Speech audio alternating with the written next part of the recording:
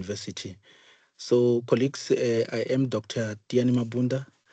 I'm the Senior Director for Library Information Services at Walter Sisulu University, the great university that is located at the Eastern Cape Province. So, we are going to have a powerful session today, and then Prof. Oguntana will introduce the speaker. But what I'm here to say is just to welcome everybody to this meeting, all the researchers of the university, the academic staff, students, and the librarians and the colleagues, and also our researchers and colleagues from other institutions. Some are connecting from Nigeria, some are connecting from University of Johannesburg, University of the Free State, and other institutions. So you are welcome, and let us also engage. There will be time for questions and answers. But what I want to indicate, colleagues, without taking much of the time, today is not my day to speak, but is as the library of the university, we have tools, databases such as Web of Science and also Scopus. Both of them, they're used to do tools that are one of the tools that are used to do systematic review. So what I wanted to say is when the speaker touched them, know that some of the tools we have, and what we're currently busy with as the university is to have those that have AI. We, before end of the month or next month, we're going to have Web of Science AI and also Scopus AI. So, and all those other tools, but it's still the same tools, just that that one makes the use of the tool much easier, because we don't want our researchers to use those platform of Chat GPT, because they harvest data from just sources that are published, which are not scholarly or peer reviewed and other things. Okay, thanks so much, Dr. Ngoini. I'm just going to stop from here, and then my professor, Professor Oguntana, is going to continue. And also like to also thank the executive dean from the faculty, Professor Twala, for for this collaboration, which we are collaborating with his faculty. Thank you so much. And also I've seen the HODs from the faculty are present. Thank you so much, colleagues, and welcome, and all the best. Over to you, Dr. Ngoini. Thank you so much, Dr. Mabunda. Thank you so much, and thank you also for the tools that we are going to have so that we ensure that we support our researchers. Prof. Oguntana, I'm going to hand over to you. You may say some few words, and also you can introduce our guest speaker, and then we're going to hand over to the guest speaker. Thank you so much, Prof. Over to you. Thank you so much, Doc. I hope I'm audible enough. Yes, Prof. All right. Thank you so much. Thank you, Doc, and thanks, Dr. Mabunda. Thanks to everyone in the library and information services. Thanks for your support. Thanks for making this happen. Mine is not so much of words today because we need to delve straight into the training. This is a topic, or this is a research area that we felt as a faculty is going to be quite beneficial to not just our faculty staff members, but the wider university environment, and also our collaborators from all over the world. So that's why we're having this in collaboration with the Library and Information Services. And when this idea was put across to the directorate, both Dr. Mabunda and Dr. Samuel, thanks so much for jumping straight into it and making things happen within a very short notice. So thank you so much. Also, I think I'll do most of the vote of thanks later. Also to thank the dean, the executive dean rather, Prof. Twala, for the support we're getting from the faculty. And also, I can see a number of our senior colleagues, the HODs, being present, which is a huge encouragement to every one of us in the faculty. So please, this is going to be a two-legged training. The first part is happening today, and the next part, I think, will be 27th, if I'm not mistaken, and we'll also get the call. These two trainings are quite intertwined, and it's very important that we have it, especially for those of us in engineering, considering the fact that we don't have postgraduate studies or postgraduate programs yet. So please, I'll just inform us that the meeting is recorded or the training is recorded, and we should be able to have access to the recording afterwards. Without wasting our time, I would like to introduce the speaker today. The speaker is Dr. Peoluwa Israel Akinradewo, who is a senior lecturer at the Department of Quantity Surveying and Construction Management at the University of Free State. His background is in quantity surveying, but he holds a PhD in construction management from the University of Johannesburg, where he developed a blockchain adoption framework for construction information management. With over 150 peer-reviewed publications, I'm sure that of 2025 has not been added, and notable industry engagements. Dr. Akinradewo's research spans implementation of digital technologies and sustainability in the built environment. He is currently serving as a research fellow at INTI International University, Malaysia, and has contributed as a project manager in the industry to multi-million rand infrastructure projects in both South Africa and Nigeria. He is passionate about advancing construction efficiency through emerging technologies and collaborative innovation. Without wasting our time, please want to welcome Dr. Akinradewo, a colleague of mine, to take over the floor. Thank you so much. Thank you very much, Prof. Olusegun Oguntola, for that wonderful introduction. Good afternoon, everyone. Good morning from wherever you're connecting from. My name is Dr. Peoluwa Akinradewo, as Prof. Oguntola mentioned, and today we'll be discussing the particular topic that I titled Conducting Systematic Literature Review for Research Writing. Affiliated with the University of the Free State, as Prof. Olu had mentioned. So I bring you all greetings from the University of the Free State. We are a university with over 120 years in existence currently. We have 3 campuses, the Bloemfontein, which is the main campus. We have a South campus as well as the Park campus. So a brief introduction into myself. I have my background in quantity surveying from the Federal University of Technology in Akure, Nigeria. Then I had my master's in quantity surveying also from the University of Johannesburg in South Africa.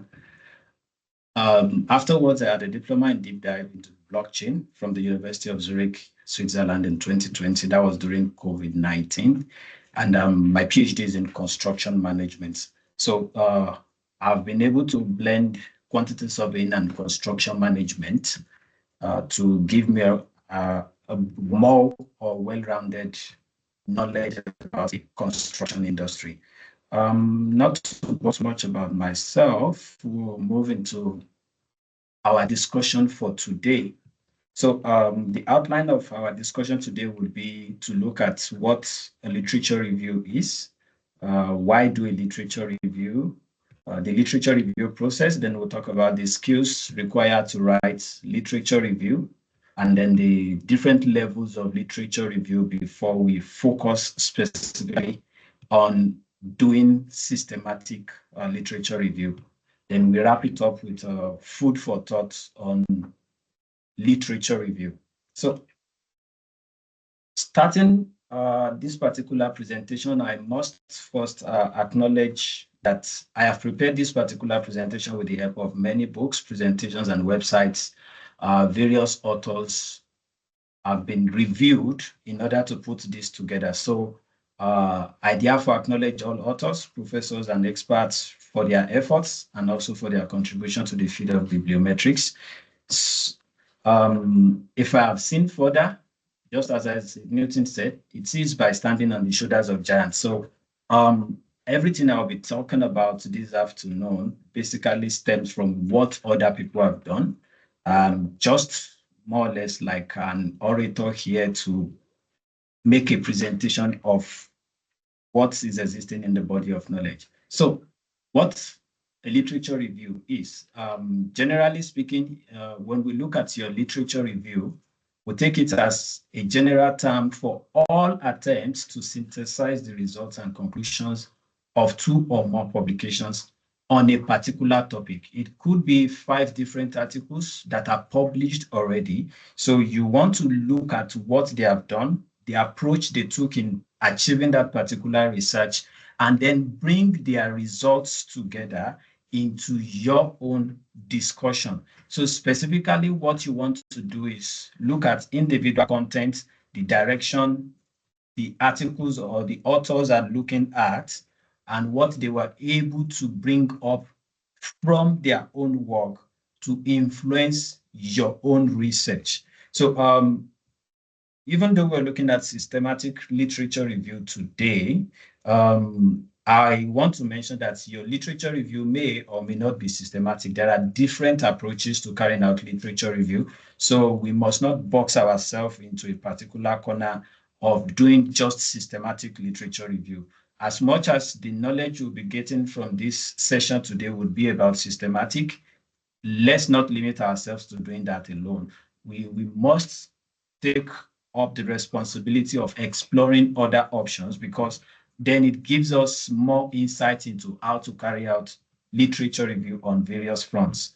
A substantive, thorough, sophisticated literature review is usually a precondition for doing substantive, thorough, and a sophisticated research. That's according to Booth and Bell in 2005. So in essence, what we're talking about here is that if you have not done a detailed literature review, you will most likely not have a research that is sophisticated enough to contribute to the body of knowledge. Reason being that your literature review is what gives you an insight into what people have done. It gives you insight into that particular field of knowledge, what is existing in that area, what has been done by people, and then where you would be situating your own research. Further to that, it's also an account of what is already known about a particular phenomenon. So if you're going to be carrying out a particular research, you want to make a new contribution to the body of knowledge, but you need to tell us what is existing in the body of knowledge. What we have in the body of knowledge currently, how were they established? And that's exactly what your literature review would reveal in your own research. So the purpose is to convey to the readers the work already done, the knowledge, as well as the ideas established on a particular topic. So whatever area you're looking at, whatever aspects you're carrying out the research on, the literature review will give us the opportunity to know what is existing, what has been done by other authors, their knowledge areas that were focused on, and also the ideas that they were able to establish based on what they have carried out. And that is the first point of getting answers to the questions of a research. If you are not able to bring together the opinion of others within the area you are carrying out your research on, you are most likely set not to be able to achieve that research at the end of the day. So it is very, very important for you to be able to set your research questions accurately, for you to be able to come up with tangible research objectives. You then need to at least understand what is existing within that domain in the body of knowledge. Also, according to Bloomberg and Volpe in 2008, they refer to literature review as you joining the conversation. So for instance, first you listen to what is being said by others. You then formulate a comment designed to advance the dialogue. So you standing at a point or observing what every other person is saying at a particular point in time, and then making your opinion out of their conversation to be able to focus your research and make contribution to that particular area. That's exactly what Bloomberg and Volpe in 2008 termed literature review to be. So you first need to observe listen to what every other person is saying. What particular direction are they looking at? And what is existing in that particular area before you then make your own contribution. So we concluded by saying you are entering a scholarly conversation already in progress. It's not something new. Something has been done already in that particular area or that particular field. So the literature review shows you've been listening and have something valuable to say. If literature review is lacking in your research, then automatically we can say that you do not even have a knowledge of that particular area because you've not been able to situate your research tangibly in that particular area, in that particular field, or on that particular phenomenon that you are carrying out the research on. Also, literature review helps you to develop your understanding of the literature in that field of study. So you're coming in to start a study, take for instance, on the effects of food on human consumption or on your health or sleep. So for you to be able to have a better understanding of what the effects of food on human being able to sleep is, you first need to understand what people have said about sleeping. You need to also understand what people have said about food generally, so that you can have an understanding of what food is about and what sleep is also about. Then you can start to look at the interconnections that links your food to the habit of sleeping. And that's exactly why you need a literature review. So before you can go into the research itself, you must be able to have that understanding of what is happening in terms of the food aspect and also in terms of sleeping part. Then it gives you the opportunity to synthesize the opinion of different people. How many authors have said something about food in relation to human beings generally? It might not necessarily be about sleep because that might be the gap in the existing body of knowledge that your research wants to fill. But you'll be able to get some research that has been done relating human beings to that food. Not necessarily about sleep. It could be maybe enhancing growth. It could be improving exercise activities in human beings generally, but not necessarily about sleep. So at least you are able to then use your literature to communicate information about what people have done in that area. Then also it's a critical analysis and usually narrative. So if your literature review is not able to give us an insight into what has been happening in a narrative manner, then it's difficult to give the readers an understanding of where your research is coming from. Then also, literature review could be current and sometimes could be historical if necessary, depending on the type of research you're carrying out. So if you're looking at something about freedom in South Africa as an example, for you to be able to give your readers insights into what freedom is currently, then there has to be a way of giving an insight into what happened before we started the conversation of freedom. Where were we? How were things done in that particular era? And gradually come to where we are currently that we're talking about freedom. So literature review most of the time would be current, but if the nature of research you're carrying out requires you to give us a background into what used to be in existence, then you could also have the historical perspective in your literature review. So as much as you want to have current information, make sure you understand the dynamics of the research you're carrying out, because it might also be necessary to give a background to where we're coming from. For instance, if you're going to do any research on hierarchy of needs of human beings, yes, you can be talking about what is happening currently, but there has to be a link to you discussing the Abraham Maslow's hierarchy of needs for human being. And that is not something recent. It's something that has existed in the body of knowledge. So you can then date back to that particular hierarchy of needs from Abraham Maslow, tell us what he was able to identify in that particular hierarchy, and then relate it to where we are currently in the nation or maybe in the global perspective. So literature review could be current and it could be information from the past, depending on the type of research you are carrying out. Then lastly, it is defined by a guiding concept. There has to be something that gives a specific ideology for you to be able to say you want to carry out literature review.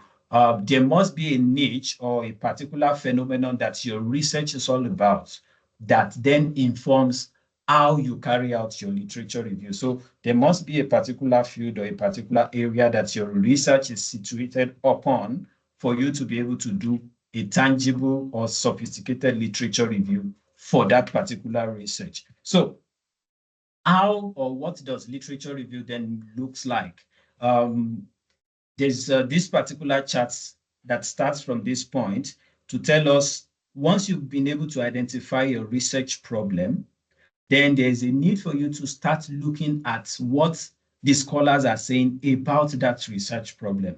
Based on that, it leads you to reading the literature and understanding what are the different perspectives through analysis. Then you move further to identifying themes or issues that are related to that particular identified problem. So having done that through synthesis approach, you are identifying the issues and the themes, and then you move forward to comparing what the authors are saying.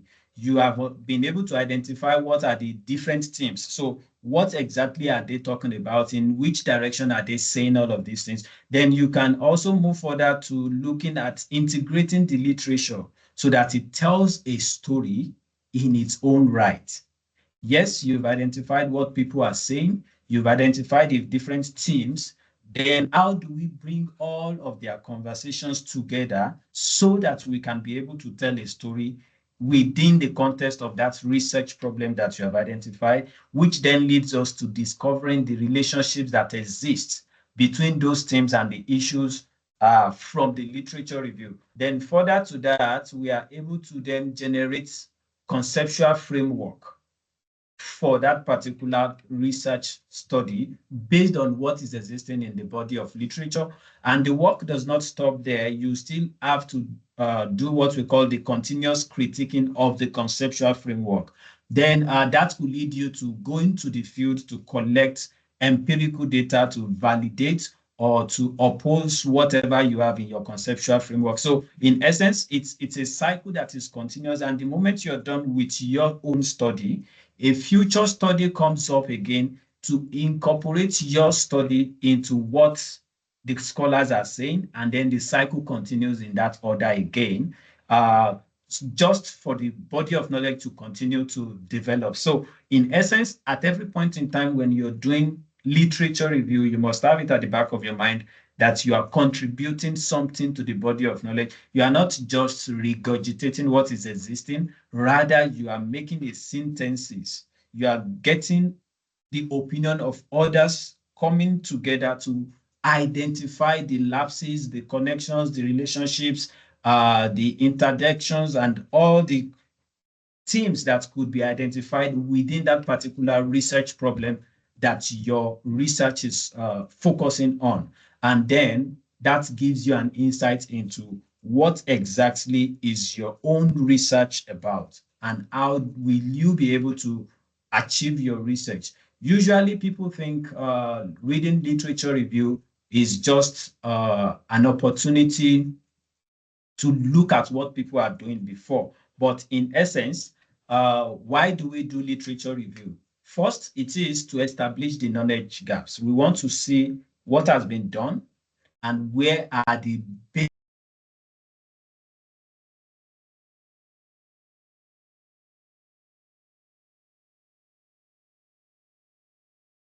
You are muted, Doc. Doc, you've muted yourself. Can you unmute, Doc?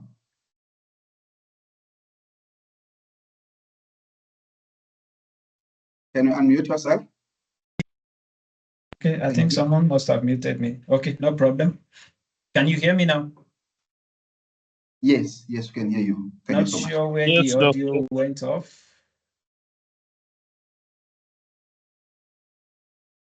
Should I go back to the previous slide or we can proceed? No. From here? Start No, from we can- this slide. From this Yes. slide. To Oh, okay. establish knowledge gap. Yeah. Oh, okay. So literature review gives us the opportunity to establish the knowledge gaps in the body of knowledge, as I've mentioned. Then also to establish the trends and explain the concept behind those trends. Which particular area are people looking at? What exactly are they saying in that particular body of knowledge? For instance, if you look at what's trending now, if you look at different fields, would say that artificial intelligence is one of the major topics that is coming up in everything we do. So literature review will give you an insight into, okay, which aspects are these conversations looking at in terms of, say, for instance, artificial intelligence, maybe in health sciences. What exactly are people using artificial intelligence for in that particular area? And then what are the various approaches they are taking into achieving that particular implementation of artificial intelligence in that field. Then also it helps us to establish a theoretical framework while also developing a conceptual framework. So your theories that has been established in the body of knowledge can only be assessed when you carry out a literature review.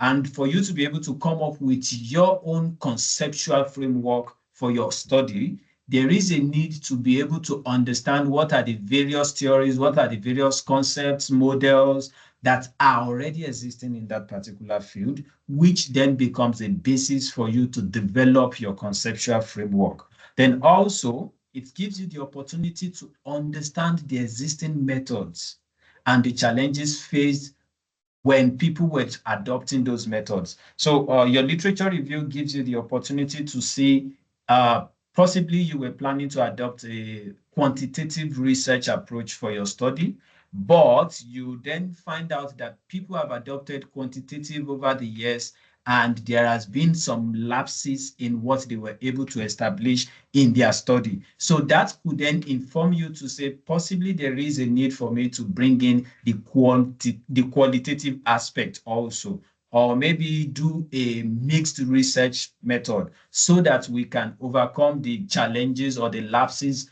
observed in the studies done by other authors in that area that only adopted one of the research methodologies. So literature review is a very, very good avenue to give you an insight into what are the possible approaches that you can adopt as a methodology for your research. So you're not just looking at what people have done, you are also looking at how they were able to achieve that in their own research. Then also, literature review creates an avenue for you to contextualize the findings of your research and be able to compare the findings with existing body of knowledge. So the beauty of any research is to have the discussion of your findings. And if your discussion of findings is not being grounded in the body of knowledge, that is being compared to the findings of previous studies or similar studies that are carried out in other countries or other domains, then your study cannot be said to be making tangible contribution to the body of knowledge. So your literature review would have given you the opportunity to have adequate knowledge about what is existing, what the various findings of other authors are, which then assists you in carrying out your own research to be able to ground the study in the body of knowledge. So the literature review process, what does it look like to carry out literature review? The first thing to do, this was adopted from Machi and Evo in 2009, or from the book, The Literature Review. So the first thing to do is you select a topic. This is a particular area which your research would be situated upon. Then you go into the search for various literature that are related to that particular topic. Once you've been able to identify various articles or various publications in that area, then you develop your arguments. This is where you formulate your research question or your research objective once you are able to say, these are the existing problems within this particular area. Then once you are able to do that, you go further to survey the literature. What are the things people have been saying about this particular phenomenon? What are the approaches they've adopted in carrying out their study? What are the findings of their studies? And then you also do what we call critiquing the literature. So you don't just report what they have said. You look at it from the lenses of other publishers or other authors who have said something in that research area and be able to critique constructively. So you are not trying to make you are not trying to belittle the efforts of those previous authors. Rather, you're trying to make a sense and be able to see, are there loopholes? Are there areas that they did not focus on, or are there some specific aspects that are missing in their research? Because that then gives you an idea of what to do in your own research. And once you have been able to do that, you then do what we call writing the review. And that's just a typical process for your literature review in your particular research. So what are the basic skills that you need to be able to write literature review? The first thing you need is to be able to search and select skills. If you are not able to search online and identify the various literatures that are related to your study, then it becomes difficult for you to be able to do what we call literature review. So it is very, very important to know and understand how the various databases work. How can you make use of those databases, and how to connect or combine keywords to be able to get the required literature from those databases. So it is very, very important to have the searching skill, and not just the searching skill, you need to be able to select also. So the selection skill is very, very important, because if you don't know how to select articles that are related specifically to your research, you end up downloading unnecessary articles and then waste more time reading them to understand when they are not actually speaking to your own research. So you need to understand how to select the ones that are related to your study. Then also, the next point is you need to have analytical skills and also an evaluation skill. You must be able to identify how to analyze what you are getting from this literature and be able to evaluate them also. So analysis and evaluation skills is very, very important for you to be able to do a tangible literature review. Then lastly, you need to know how to synthesize what all the various authors are saying, which direction they are looking at, and put them into writing. If you cannot bring them together into a narrative, then everything you have done in terms of searching and selecting, analyzing and evaluating would not be useful, because in reality, you are not able to convey the idea in a manner that is meaningful to your readers. So it is very, very important that you know how to synthesize and also write based on the synthesis that you have compiled from all these various authors. Now, moving on to the different levels of literature review, we have what we call the narrative review. The narrative review will give you the opportunity to explain. The narrative review will give you the opportunity to explain in details what people have said in that particular area. And that's why we call it the traditional expert review. Usually it is subjective in nature, because this is coming from your own perspective based on what everyone has said in line with that research area that you're focusing on for the study. So that's basically what your narrative review will do. Then we have what we call the systematic review, which is the one we are looking at specifically for this particular session. So in your systematic review, it's a review of a clearly formulated question that uses systematic and explicit methods to identify first, select, and also critically appraise the relevant research, and also to collect and analyze data from the studies that are included in the review. So your systematic review takes a step further from just doing a narrative of what people have done. Rather, it looks at this particular study is relevant to my work. and what exactly is going on in that particular study. How was this study carried out? What are the approaches? What were the methods incorporated into the study? And also what were the findings from these studies? So you are able to then generate teams based on what various authors have said in line with that particular research area. Then thirdly, we have the meta-analysis, which some will call the bibliometric or the scientometric or whichever approach. All of them are classified under the meta-analysis review type, where you are able to do quantitative analysis of various types of articles that were presented. Usually this is done with softwares. We'll focus on that on the next session, when you then have the opportunity to use statistical methods to combine the results of various independent but similar studies.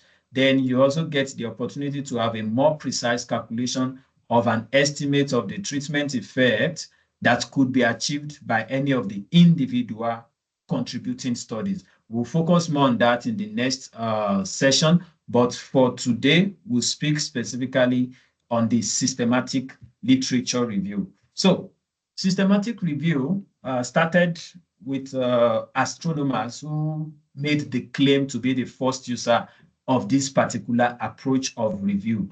And what the reason behind it, it's just an opportunity to look at things critically and be able to connect the dots, make the interrelationships between various articles of various authors within a particular area, and then create teams to explain what their findings are all about. So astronomers claim to be the first users of this method, and it then gained ground in the 1980s among the earth sciences.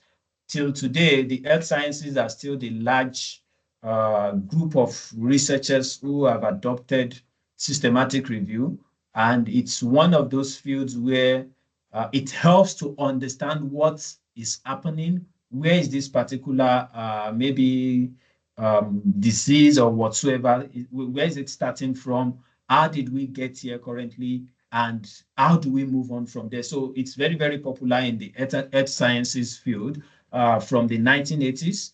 And it was specifically coined also by healthcare researchers who put them to use. Over the years, we can see in this chart how it has grown from that period onward in the earth sciences field.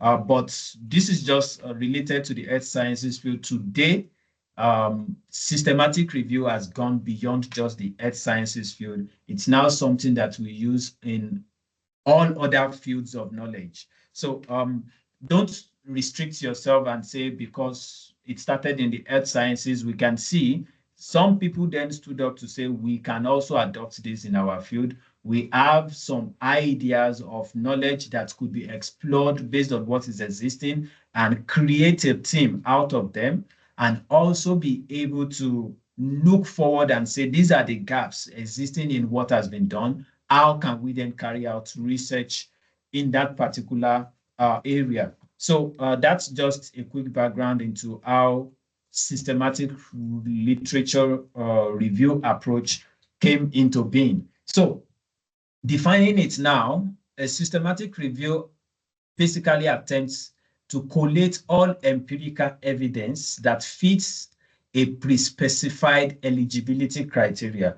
We'll understand this particular aspect in further slides as we move on. But for now, we just need to understand that your systematic review helps you to collect empirical evidence that fits some criteria that you have predetermined as the author, because those criteria fit into your own research field, or because it meets the requirement of your own study. So being the one carrying out the study, there has to be some criteria that you specify for you to include any particular article in your own study. So and this is done in order to answer a specific research question. So you must have a particular question in mind that you intend to achieve for you to be saying you want to carry out a systematic review. Then it uses explicit systematic methods that are selected with a view to minimizing bias, because the point of view carrying out a research is to make tangible contribution to the body of knowledge and not just present your own idea. So remember, you're looking at what people have done so that we can make a decision going forward about your own research. So as much as possible, you want to eliminate bias either from yourself or from some set of authors by looking at what other people are also saying in that field. You're not limiting your knowledge to just one individual or two individuals. If possible, you're looking at various opinions within that particular field to establish your own research. So this then provides us with a more reliable findings from which conclusions can be drawn and decision made for your own research specifically. So systematic review would help you to gather information from various authors, bring them together, look at the patterns, the themes, what are people saying in this particular field, and then bring them together to give you an opinion that would influence that particular research you're carrying out. So what are the characteristics? The first thing is it would clearly state the set of objectives that you intend to achieve for that study, and you would have predefined eligibility criteria for the study. So your eligibility criteria could be that the study must be in the field of, say for instance, engineering, or it could be an eligibility criteria of it must be between year 2000 and 2015. Different criteria depending on what you intend to achieve with that particular study. So that's why we said you would definitely have clearly stated set of objectives that will guide that particular research. Then also there has to be explicit reproducible methodology to be adopted. Remember, what you're doing is you're extracting information from what is existing in the body of knowledge. So there must not be a misrepresentation, which then means that your methodology for carrying out that particular research or that systematic review must be very, very clear so that anybody anywhere can also take those steps that you have adopted, go to those databases and be able to extract the exact information and make same themes or conclusions based on that same set of study. So as much as you want to do your systematic review, there has to be a methodology to be adopted for it. And that methodology must be very, very open and clear so that the research can be reproducible anywhere in the world, as long as people have access to the same database that you extracted the information from. Then also, the next characteristic is your systematic search must attempt to identify all studies that would meet the eligibility criteria. So you must make sure you are doing your search in such a way that you're not excluding any particular tangible information that could form part of the study. So as much as it's within your capacity, you make sure you gather every necessary information that could fit into that particular study and would meet the eligibility criteria that you have set for the study itself. Then also there must be an assessment of the validity of the findings of the included study. So you are not just picking studies for the sake of having numbers of articles that you have reviewed. Rather, there must be some level of validity of the findings in those studies. So if someone has carried out a study that was not peer reviewed, but yeah, it's there online, it does not necessarily mean it could form a basis for your own, for the inclusion of that particular article in your study, because where's the validity of the findings reported in that particular study? So at face value, validity for any particular article should still be on average that it is peer reviewed, so that at least when you know there are two or more authors that have, or two or more experts that have reviewed that particular article, then that means there is to an extent a level of confidence that can be placed on the findings from that particular study. So it is very, very important that you consider the validity of the findings in any study to be included in your systematic review. Then finally, there has to be the systematic presentation and also the synthesis of the various findings from those studies. If you are unable to put that together, like comparing the opinion of the various authors in line with a particular, maybe for instance, the timeline, or in terms of the methodology adopted, or maybe in terms of the characteristics of their research, then you have not carried out a systematic review. So you must be able to put the ideas, the knowledge in a particular order that makes it easier for the readers to have an understanding of where the research is starting from, where it is, and the direction the research is going all together. So that then takes us to discussing the steps that you adopt in carrying out a systematic review. The first thing first is you build a review team, depending on the size of research team members that you have. If you're doing your research as a sole author, then you do not necessarily need to build your review team. That's basically you only. So, but if you have a team of researchers working together on a particular field of study, then you can identify and align or start distributing the responsibilities to say, okay, colleagues, this is what we want to do. These are the various approaches. So you can start searching on this particular area. This other colleague will start on this side. And then we later come together to compile what we've been able to gather from the field or from the different databases to then carry out the systematic review. So depending on the nature of your research, you know what to do based on the first step.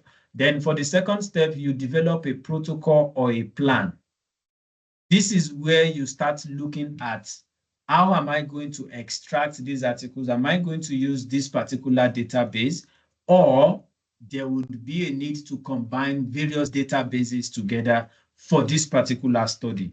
Once you have that idea, you also come together to determine what's the topic of the study, what are we looking at specifically, what are the existing problems in the body of knowledge, and then you take that forward to be able to achieve that particular research. So once you've been able to develop the protocol or the plan, then you move on to the next step, which looks at formulating the review questions. What are the basic questions you're looking at for the study? What are the different approaches to those questions? How will the question inform achieving the research topic as itself? So your topic or your review questions that you are setting for the study must be linked together.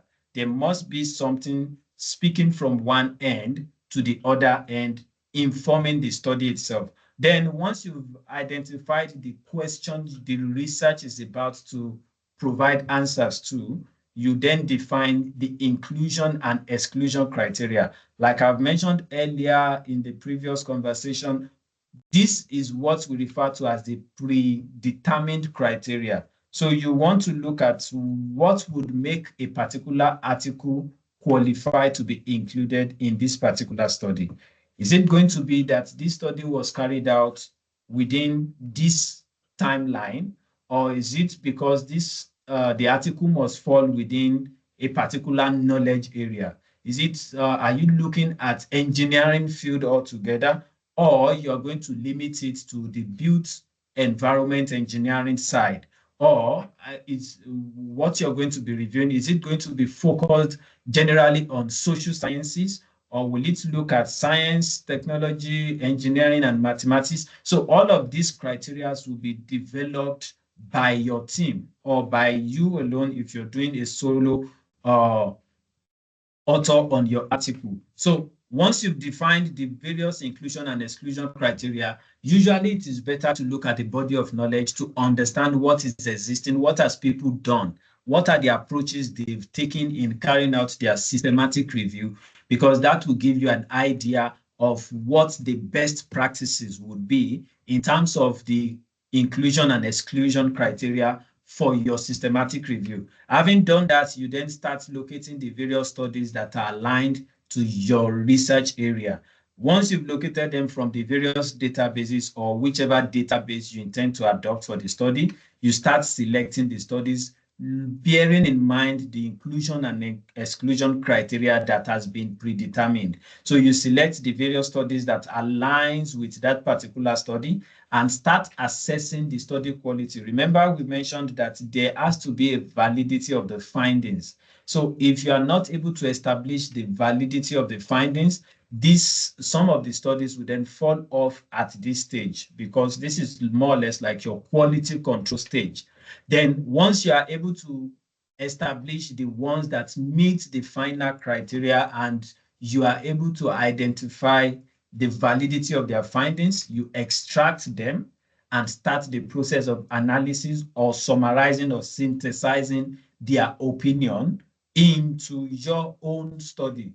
Having done that, you then present the results. It could be in tabular form, it could be in graphs, it could be in paragraphs also. You could be using charts as well, depending on the type of research you're carrying out and what you've been able to identify from the body of knowledge in line with that particular study. And having done that, you then interpret the results. You don't just put in the tables, you don't just put in the charts, the graphs, and the likes. You must be able to interpret what the result is all about also, determining the applicability of that result in line with the study that you are carrying out. So specifically, the results are there now, but there is a need to discuss the results in line with your own research, what you intend to achieve in the body of knowledge.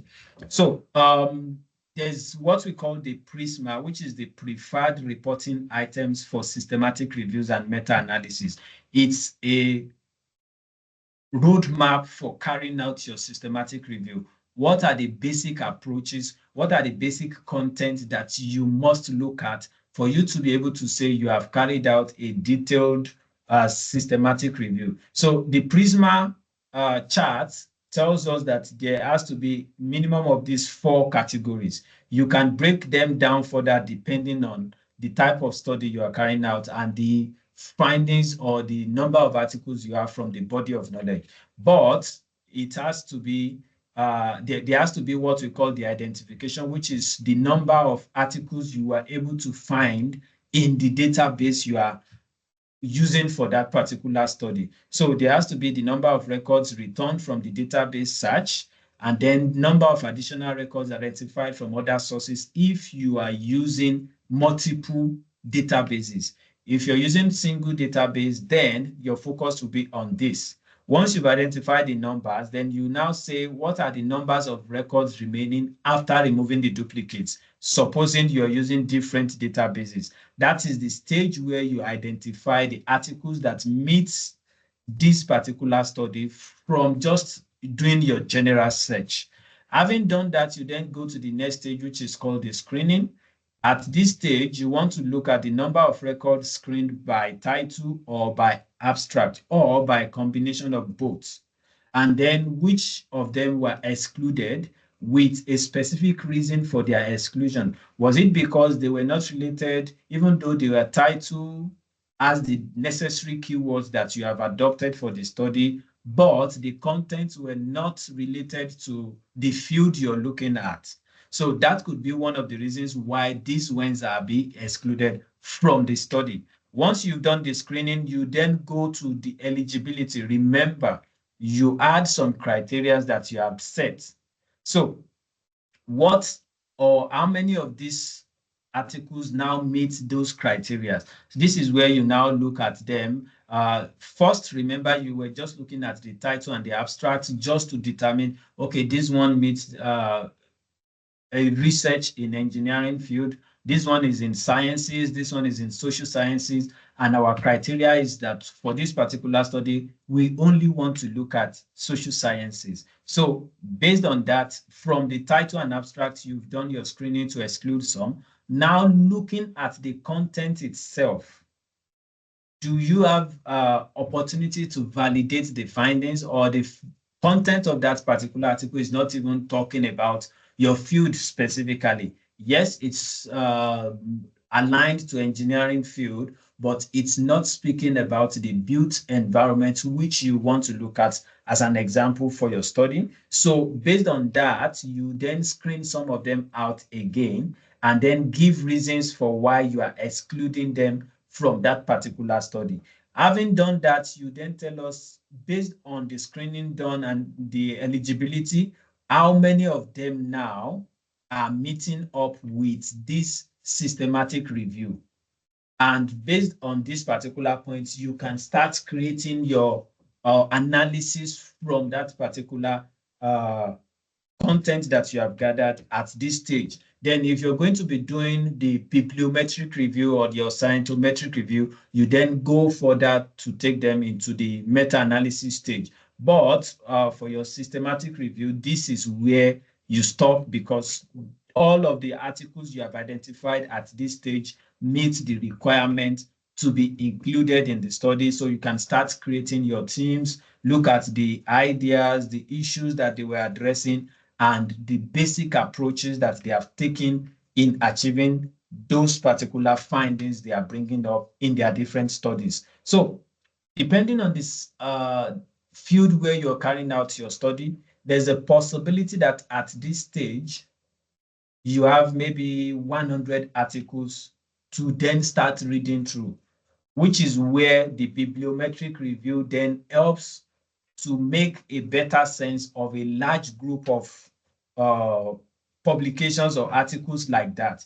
However, if you have a small group, which is maybe about 15 papers, it's easier to then read through them and make teams out of their findings or whatever conversation they are having in those articles. So, but if the number is large, it's usually advisable to proceed to the scientometric or bibliometric approach, where you can then subject those articles to quantitative analysis and generate results from that particular part. We'll discuss that next week when we talk about the bibliometric approach. So specifically, that's what the Prisma would give you an opportunity to understand and give the readers the chance to see the clarity of methodology that you have adopted, why you have this number of articles going into your final analysis, and what were the criteria that you have set to be able to achieve that. So that's basically what the Prisma chart would give you the opportunity to do. So now, summarizing this contest, in essence, what the systematic review is all about, the aim is to summarize and synthesize the findings of existing literature on a particular research topic or field. I've mentioned that earlier. So your work at this particular stage is to start looking at what these different authors are saying, how they are able to achieve their study, what they were able to get from the study, and the various approaches that they have adopted in achieving it. Then it's also used when the scope of review is specific. You have a particular direction of what you intend to do, and also when the data set is small and manageable enough that its content can be manually reviewed. Remember, I mentioned it to you, if the output you're getting, having done your search, your screening and eligibility, and the data set you are sitting with is still very, very large,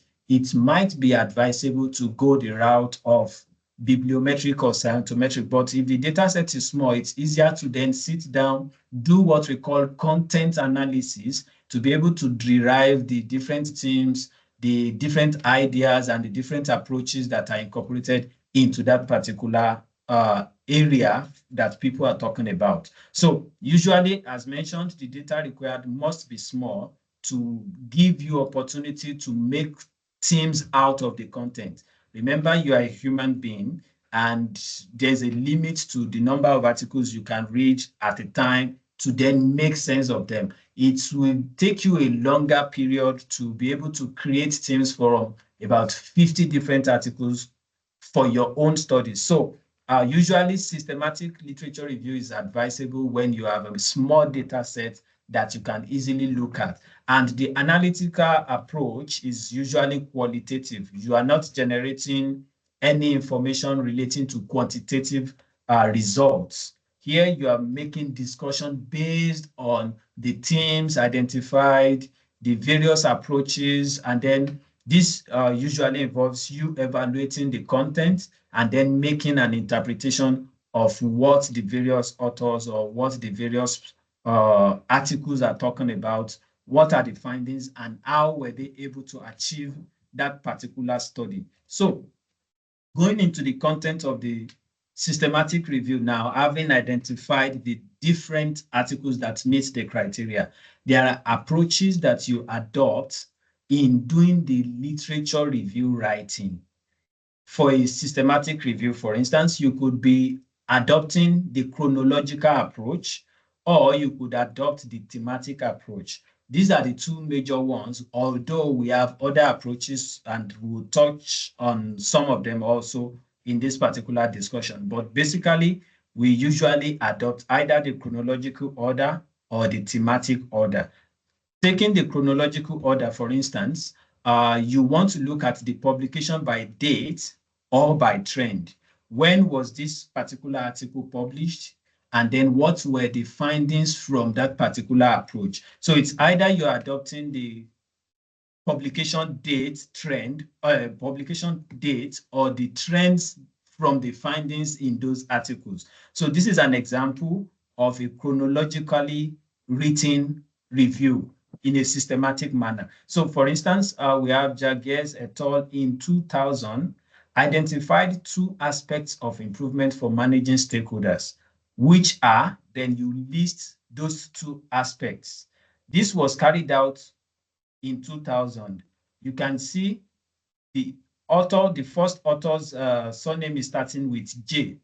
Now the next author was also done, carried out the study in same 2000, but because we are using the chronological order, we are following also the alphabetical order, despite the fact that the years are tied. If the years are not tied, it's easier to say we start with the oldest and then gradually come to the most recent. But because they are tied on years, we also use the alphabetical order. So Landing in 2000 considers the long-term performance of any construction and then goes on and on like that. Having spoken about Landing, we then come to the next one. This is now in 2008. So we say Aaltonen et al. In 2008 stated that the key issues in project management, project stakeholder management are this, and that. Still in that same year, the next article we have is Axon and Adekusumo in 2008. But one thing you need to make sure is, because this is in one single paragraph, you must make sure that the conversation speaks to one another. So we're looking at stakeholders on construction projects here, and you can see the conversation has been about the stakeholders, their management, the issues associated with them. So you continue in that order, looking at the alphabetical order as well as the year of publication. So you start from the oldest and end up with the most recent, still within a particular line of conversation. All of them are talking about stakeholders, their management, the issues they encounter, and their identity, so, and what they contribute, how they contribute to the success of the project. All of this follows the chronological approach. So in essence, your chronological review of literature refers to a method of organizing or presenting the existing literature in a field or a subject by arranging the sources in the order of their publication dates. And when you have 2 or more articles or publications within a particular date, you then look at them from the lens of the alphabetical arrangement. So this approach highlights the progression, the development, and the historical context of the research within that particular field or within that particular subject area that you're looking at. So it's like, say for instance, you're talking about telephone. We in a chronological order, we can then start by talking in 1990, this is what we have in existence. And in 2020, we have moved on to this. So you are still talking about telecommunication, you are talking about telephones or mobile phones. but you are able to tell us where it started from and how we have been able to graduate into what we have currently, and then make your inference based on this. So it's easier for readers to understand what that particular conversation is in that particular context. The second approach, as mentioned, is the thematic. So for your thematic, on the other hand, this particular approach is a method of organizing and analyzing your existing research based on the common themes that exist within them, the patterns that exist, or the topics within the literature, rather than looking at the years or the chronological approach. So this specifically emphasizes the connections, it emphasizes the meanings and the insights that are related to the specific themes that are relevant to the research question or the subject you're looking at. And that's why we call it the thematic literature or systematic review approach. So an example here is Alabi in 2012 attributed the low level of sustainability of construction projects delivered within the NCI to low level of awareness of the concept of sustainability among the construction participants. Even though this is what Alabi had said, there's also Al Sanad in 2015 who then supported something like that. So, but remember, because you are making themes out of it, you cannot start with 2015 and then say 2012 is making a similar or is supporting it, because it needs to make sense to whoever is reading it. So definitely that's why the 2012 idea is coming first. But in 2015, there is now a similar study which was carried out by Al Sanad. So Al Sanad also made a similar discovery when assessing the awareness, the drivers, actions, and barriers of sustainable construction in Kuwait. So now it's two different research carried out in two different locations, but speaking to the same area, the same direction. And that's why we are able to link them together. So this particular type of research is not necessarily looking at the chronological order, even though it's still going to guide you in presenting the report in your research writing. It's just basically looking at the tones, the themes, the ideas, the patterns that the different authors have been able to identify in their study. And then you make an inference. It was observed that this sustainable construction implementation is low, and this can be as a result of lack of awareness of the concept within the country. So you see, the theme that we are identifying here is the lack of awareness that Al Sanad found in Kuwait, which Alabi had also identified low level of awareness in Nigeria prior to this one. So, and that's what then gives credibility to their study to say that this was carried out in Nigeria and this was a problem identified. This was carried out 3 years later in Kuwait, and that particular problem was still an existing problem in Kuwait at that particular point in time. So it then confirms that what Alabi suggested in 2012 could be the actual situation. So Alabi could not have made it up in 2012 because we now have a further study in another developing country that supports that particular finding. So this is a thematic approach to doing the reporting of your literature review, specifically the systematic review.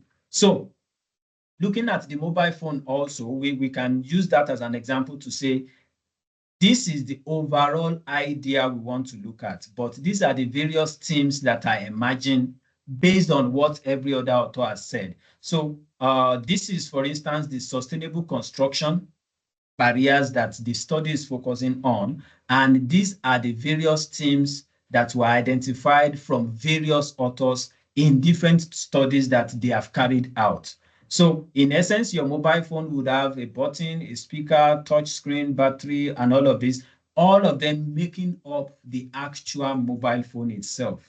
And that's specifically a theme that you have built around mobile phone. So you can have author that has spoken specifically about button, you combine their opinions together in that particular section. Then authors that have spoken about speakers or that identified speakers in their own study, still within mobile phone as the major research area that you're looking at. You compile their own opinion in another paragraph.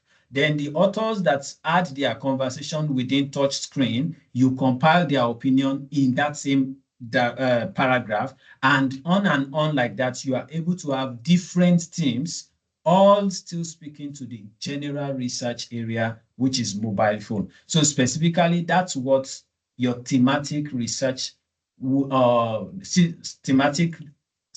systematic review would assist you in doing for your study. Then I mentioned earlier that we have other approaches. We have the methodological. So the methodological approach here would focus specifically on the methods that the researchers have adopted. So a methodological review of literature would look at would do a systematic examination of the research methods that the authors have adopted, the techniques, the tools that they have used in their studies within that particular study area that you are reviewing. And then this type of review will focus specifically on understanding how the research has been conducted rather than the content of the findings. So in this case, you are using that as a guide when you want to discuss your own research methodology section. So you are not just saying in your study, you will be adopting quantitative research approach. What's informing that particular decision? Then you can say, because this author had carried out a similar study in this particular area, and this was what they adopted. This one also carried out a similar approach in that area. So you can see an example here. For instance, we say in Taiwan, Chiu and Chuang in 2016 used a survey approach to propose a different taxonomy in categorizing the required skills into 4 different groups. And these groups include this, and that. You mentioned that. Then you go on to say this aligns with the study of Zaharin et al. In 2009, who adopted a survey method also. So you see, they both adopted survey to determine the top skills ranked by employers across Hong Kong, Japan, Malaysia, this, and that. Then again, in Canada, ARAIN has done something similar by using questionnaire survey to determine the key skills and competencies from an industry perspective. So specifically, this methodological approach is looking at how those people were able to carry out their study and what they were able to achieve with that particular approach. So in that case, if you are carrying out a similar study, it then gives you an idea that this might be the way to go. This might be the easiest approach towards achieving this study. But that does not necessarily mean you should now restrict yourself to that particular approach. You can also look at something different to be able to compare your own findings to what people have already in the body of knowledge. So that could then lead you to having something like this, a summary table of evidence combining the various approaches together.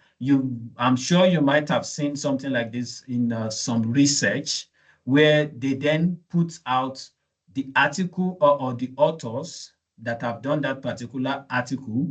What was the aim of their research? What were they trying to achieve with that particular research that was carried out?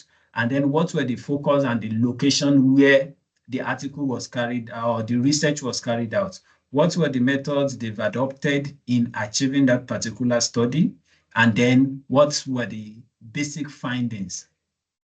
So this could be designed in whatever approach or whatever context that fits your own research. Something like this is always very, very useful because it gives you an idea of what every other person have done, how they've been able to achieve it, and what they were able to achieve using that same approach. And at a glance, it's easier for you or for your readers to understand where your own study is going to also at the end of the day. So this is something that you can incorporate into your literature review. Some people would just list the authors and maybe the findings. It's whatever works for your study or whatever is related to what you intend to achieve. Some would include the method and leave out the aims, the focus and location as well. So it's at your discretion to design according to what you intend to achieve for your study and be able to push it forward from that perspective. So food for thought now, looking at literature review, what specifically are the approaches? What are the things to do when you want to achieve a systematic literature review? The first thing to do, you must understand how to find it, knowing the different literature types. Are you looking at specifically articles, journal articles? Are you going to be incorporating conference proceedings and book chapters, or your study specifically would only be adopting articles, journal articles for your write-up or for your review for that particular study? So there, in essence, you need to know how you then find that particular content that fits your research area. In doing that, you then able to make use of available resources that are there for you, and then on your search skills, because specifically that is the only way for you to be able to get specific content or resources that will be available for that will be useful for your review to be carried out. Then, having known how to find it, there is a need for you to understand how to manage it. There's reading efficiency that is very, very important. Remember, you need to go through the contents. Is it the title and the abstract to filter through and see what's existing in this one? Is it related to what you want to incorporate to your study? Does it meet the criteria? Then you move on to the aspect of using it. And lastly, once it's useful for your research, then you need to do a thorough review, either adopting the chronological approach or using the thematic approach, or even if it's going to be the methodological approach, depending on what you intend to achieve for that particular study, you then need to carry out a detailed review of those content. And then you end up having a systematic review for your study. Thank you very much for listening. You can take questions now. Thank you, Dr. Akiradewo. Thank you so much for the presentation. I'm not going to spend time on remarks. I'm going to straight away to open up for the questions for the sake of the time. I'm going to allow the colleagues to pose up questions to the presentation. I see there's a first hand. How many, Doc, you will take at a time? I think to make it easier, we can take them one after the other. So we one at a time. And move on. Yes. Okay. Thank you so much. Over to you, Mr. Kumede.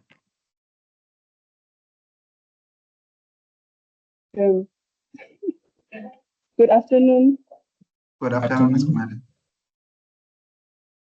I have a question. I wanted to ask, what is the minimum number of articles to be included in the final evaluation of articles for the yes? For your systematic review. Okay. Yes. Usually there's no consensus on the number of articles to use, but if you're going to say you've carried out a literature review and you're using just 2 articles, I think it's questionable in the body of knowledge to say that's thorough or detailed. So rule of thumb, I would say a minimum of 10 at least gives an idea that you are looking at various authors who have carried out their research in different timelines to be able to then make informed decision guiding your own research. Oh, okay. Thank you. Thank you too. Thank you so much. Over to you, Ms. Mapumengwana.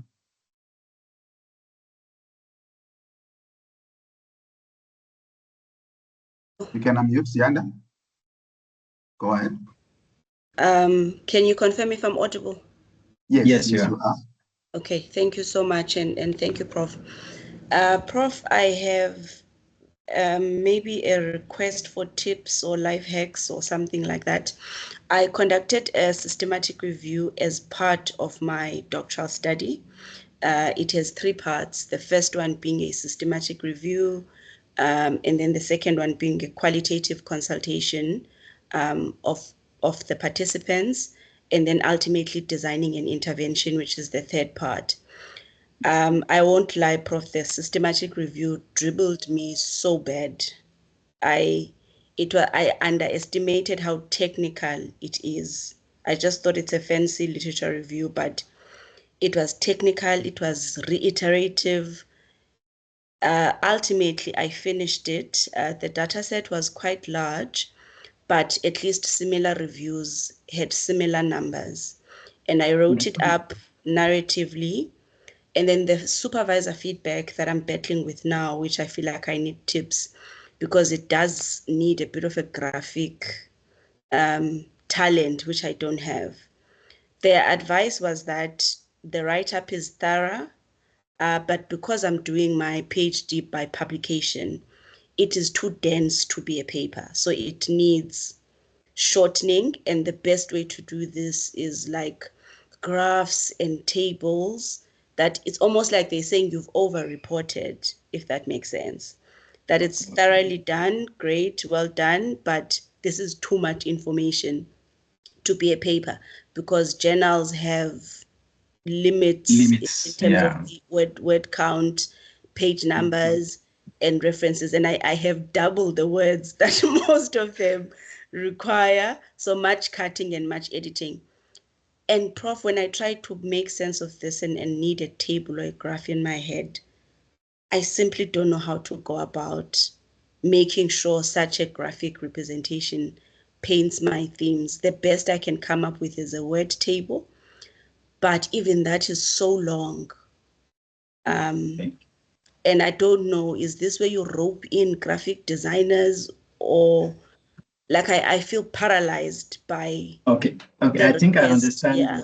Do you get me? I think I understand your plight. I think the best approach to overcoming that challenge at this point would be the next aspect, which we'll be talking about next week, which is the bibliometric review. So with bibliometric review, you are able to generate charts, keywords, do map charts and the likes, to then reduce the content of having paragraphs and paragraphs and paragraphs like that. So what I would advise is make yourself available for the next session, which will then talk about the bibliometric review. That would most likely solve your problem. Yes. Thank you, Prof. Sorry to do a dialogue. Can you do that even if you've already done a systematic review? It's not an yes.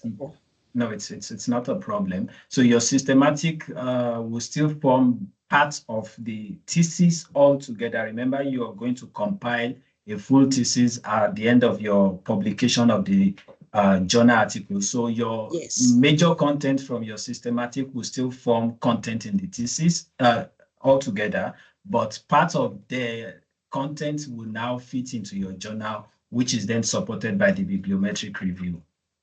Fantastic. Thank you so much. Yeah. All right, you're welcome. Thank you so much. Over to you, AM Pulama. Okay. Good afternoon. Thank you so much, Prof. I have to appreciate this detailed presentation. I have one question, which is around citations. For example, a recent publication is very, very key and important to take note of. However, during a literature review, you will discover, especially in the Google Scholar, they will give you the number of citations that are attributed to a particular journal. Then you now see, like, for example, a paper that was published in 2017 has like over 100 citations. Meanwhile, another one that was published in 2025 or 2024 is only having like 15 or 14 citations. Does that number of citations count in the field of knowledge for researchers? Thank you. Oh, okay, that's a very good question. Thank you for that. I would say, depending on the field of study and the type of research you're carrying out, take for instance, if you're looking at something on adoption of technology, for instance, you have a theory that was proposed. It's called the Technology Adoption Model, TAM. This was proposed, I think, in 1983 or 1985, somewhere in the 1980s. So that's one of the basic theories that guides the adoption of technology in any field, for instance. So if you're currently carrying out a study now and you need to cite authors in line with adoption of a particular technology, it's usually giving validity to what you are saying if you adopt that study that was done in 1980s to propose that particular technology adoption model. However, there has to be a balance to it. While you are giving us that study in 1980s, you also need to give us a recent study that has adopted something similar, which is also been which has been peer reviewed and then published to the body of knowledge in recent times. So it's now the dynamics of what exactly are you currently working on. So if you're working on a field that requires you to use something with more citations, which people can defend, people understand how it works, this is a known author in that particular field, then yes, it's fine.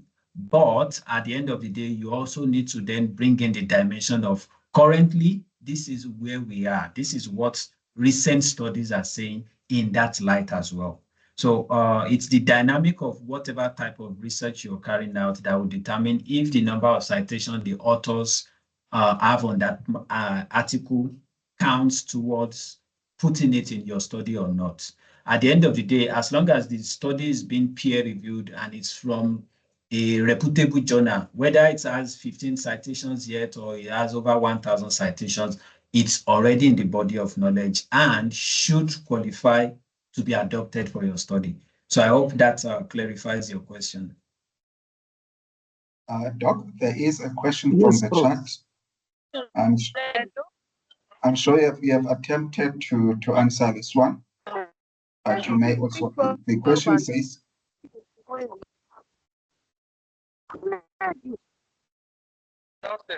How? I told you the time yesterday, didn't I? Can mute, please? Can mute, please? Yes, the question, how many articles will be enough for a systematic review? Because some journals specify. I think the first question was along these lines. Yes. So if the journal specified a particular number and you intend to publish your paper with that journal, then you need to specifically follow what their numbers are. However, if there is no specification, like I mentioned, there is no general consensus that this is the number that is suitable. So if you are doing a systematic review, and you don't have, for a journal article, for instance, if you are not having up to 50 references, then it's not termed as a systematic review. Like I mentioned, it's not like it's cast in stone and everybody must adhere to it. It's most of the time the opinion of the reviewers or the opinion of the editor for that particular journal. So it's at your discretion to at least make sure you have enough information. Remember, I had mentioned in the presentation earlier that when it is within your capacity, ensure that you have included all the possible articles that would meet the criteria. So you must make a systematic search that attempts to identify all studies that will meet the eligibility criteria. If you have exhausted all the articles that meet that particular criteria, then you can use that as a justification, even if you are not able to meet the number that the journal requires. So I hope that clarifies that question also. Thank you, Doc. For the sake of the time, these will be the last two questions that we're going to take from Ms. Matandabuzo and from our Ogudeji. So those will be the last two questions. Ms. Matandabuzo. You can take the floor. Thank you, Doc. I wish to know, as you've mentioned, Doctor, that one has to in the review process, one has to validate the findings. Now, how do you go about doing that? And that also, are there any tools you can recommend to access ESRs? Thank you.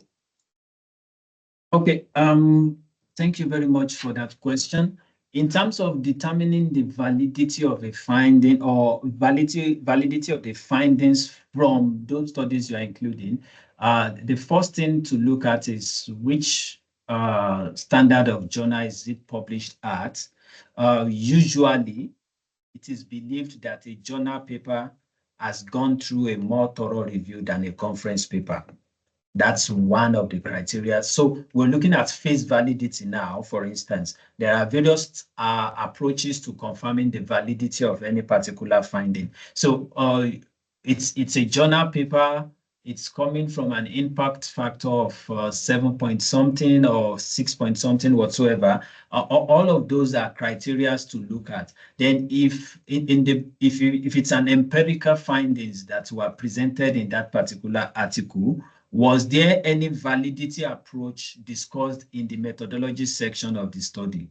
How was that achieved? So all of those things becomes what gives you an idea of, is this particular study meeting all the necessary validity criteria for me to include it in my own study? It's not cast in stone, like I mentioned. It's just a thing of using the various validity approaches, and most of the time the face validity approach works best because remember, you're just looking at articles that have been published already, which means to an extent it has gone through a level of peer review. It could be double peer review, it could be single, whatsoever approach that has been adopted. So that could also be a particular line of thought. Was it double blind peer reviewed, or it was single blind peer reviewed? Or so all of those things becomes your guiding criteria to determine the validity of that particular article you're bringing in. So I hope that clarifies your question. Then you mentioned something about the tools for ESR. I'm not sure what the ESR would stand for. So maybe you can clarify that. It's systematic review. Oh, okay, systematic. No, for systematic review, you don't use tools for that. You do what we call content analysis. You read through the content yourself and then extract the themes, the patterns and everything that you are able to bring out from it. So systematic review requires you to do your own content analysis yourself. It's the bibliometric or the scientometric meta-analysis generally that you then have different tools for, such as the VOS viewer, Vox viewer, and every other software that are similar to that in the body of knowledge. So I think that answers your question. Thank you, Doc. The last question, over to you, Okudeji. Okudeji,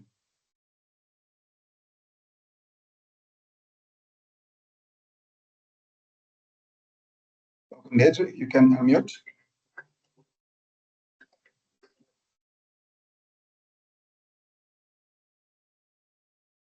You can unmute, Okudeji. Okay, on that note, colleagues, let us give Doc another round of applause. Thank you so much. Now is the time for the vote of thanks. Over to you, Professor Okundona.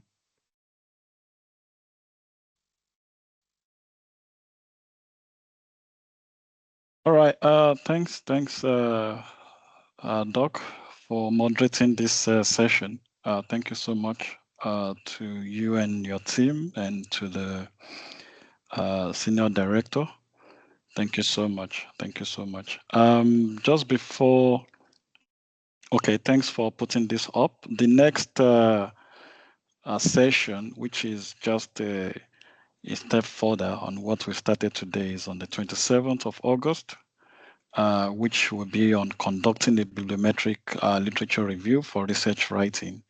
We'll also circulate the poster, and we look forward to having you on board. Most importantly, thank you so much, Dr. Akinradewo. Thank you for availing yourself. Thank you for this very educative and informative session, which you have provided the Walter Sisulu University community. Thank you so much. I've also learned a lot of things today, and learning is continuous. So we'll continue to learn. So thank you so much for your time. I think we should also thank your employer, the University of Free State, for using their time to to communicate to us here at Walter Sisulu. Thank you so much. I think next time we'll be able to also engage you further. We hope to have enough time on our hands on the 27th of August. And most especially also to my colleagues, senior colleagues, HODs, deputy HODs, directors, deputy directors, thank you so much. Also students, also our colleagues from all around the world, UK, Nigeria, Ghana, also some of our colleagues from the center at UJ. Thank you so much for availing yourself this afternoon or wherever you are joining from. Thank you so much. We appreciate you. We are going to circulate the notification or the poster for the next training. But what I want to say before we finish is that the library under the present team is actually assisting us as researchers at Walter Sisulu. If you go through the lineup of activities and the training and webinars that have been proposed, all these are what we need to key into and participate to make us a well-rounded researcher. So please, let's join hands with the Library Information Services and let's participate in all this training. They are all very, very key. So these platforms have been provided. The onus is on us to join and participate. Yes, I understand that our time and our schedules are quite tight, but we really, really need to participate. I think last week I was in Butterworth, where Dr. Samuel was presenting on Google Scholar and the like. So please, all these platforms have been provided for us. I don't think we've got any excuse, impeding our personal development at this point in time. So my last thanks will go to the team at the Library and Information Services. Thank you, guys. Thank you so much. I can see how active the team has become, and it's like you guys don't want us to rest looking at the line of activities, but I know these are all for us, and we're always keen to hit. And I'm sure at the end of the day, the output will speak for itself. So thank you so much, everyone. Thanks for joining in, and please have a great evening. Thank you. Thank you, Prof. For the recording, I've shared a link. Please visit that link that is where you're going to find the recording, and also other previous sessions that we had. You will find the recordings under that link. Mr. Ntanyana, can you please indicate the timelines? When can they visit, or is it safe to visit tomorrow? Or is it still possible this afternoon? Oh, my camp talk.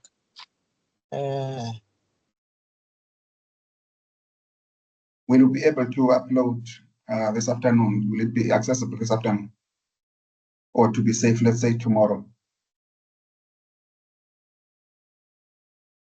I'm sure Mr. Ntanyana is tracking technology. I think to be safe, tomorrow morning you can visit the link, and then that is where you'll find the recordings. But for the previous ones, you may find them there also you may revisit all our workshops that we have conducted.